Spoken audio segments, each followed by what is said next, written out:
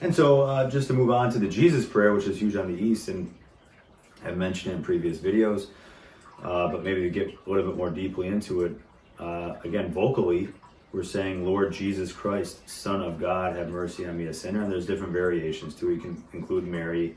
You can include the living God. You can just say, Lord Jesus Christ, have mercy. Right? There's so many different ways to say it, but it's from Scripture, the Gospel of Luke, etc., where you have the man crying out to Christ, Lord Jesus Christ, Son of David, have pity on my servant, or have pity on me.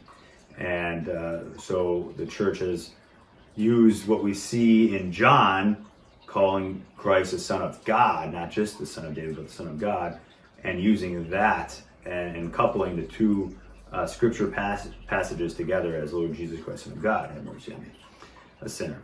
And again, that's added as well. There's different variations to it, but it's ultimately the same essence of what you're praying. And that's the vocal, and you want to repeat it over and over again, right? And it could be 100 times, could be 50 times, could be 3 times, could be 1 time, could be 300 times. It could be all day, right? The point is that you're praying without ceasing, as 1 Thessalonians, again, 1-5 mentions over and over again, Romans, that you're praying without ceasing. And the point of that is that you want to constantly be in communion with God. Again, you want to be plugged in, right, to the divine grace. So you unplug yourself, right, like you unplug your phone, unplug your laptop, whatever you're using. Your battery starts to drain.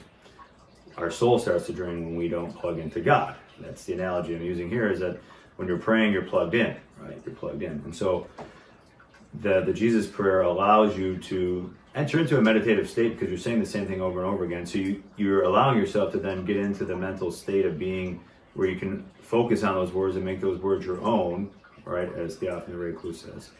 And then the goal is to bring it into your heart to where some people begin to weep because they realize, wow, I'm nothing without Christ, right? I am nothing without God, right? I wouldn't exist without him. I wouldn't continue existing without him, and I won't exist in the future without him, right? And so the tassels here are used to wipe your tears when you begin to enter into that stage 3 or level 3, stage 3 of prayer. And that's the beauty of it, because then it becomes deep into your soul, into your being, and you're entering into a deep relationship with him.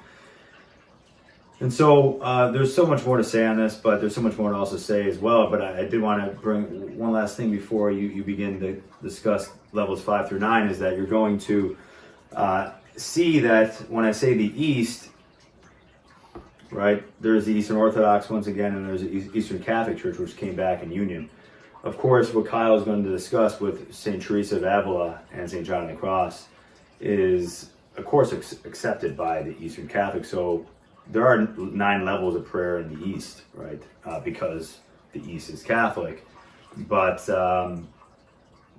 just specifically originating from the East, there's seen as 3. But within those 3, you can always say that there are the different levels. Or even just within the 3rd, I would say, maybe when you get to level 3, that could be seen as, divided into, levels 3 through 9, really. The different stage 3? Yeah, stage 3 can be seen as really the different components of the Teresian prayer. So hopefully that makes sense. Sure. We're going to unlock these distinctive levels from the Western perspective.